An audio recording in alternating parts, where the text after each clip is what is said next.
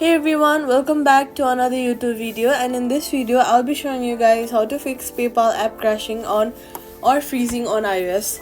First of all, first to close and reopen the app. Swipe up from the bottom of your screen, swipe away PayPal, then reopen it. Next, hold the power button, slide to power off, then turn it back on. This clears temporary glitches. Next, we are going to free up storage. Go to storage settings, Safari, and then scroll down and click on clear history and website data, then clear history.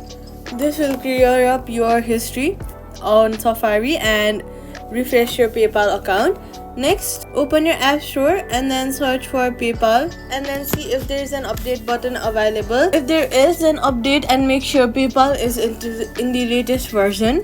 Privacy tip: only use the official PayPal app and Apple Store downloads to avoid security risks.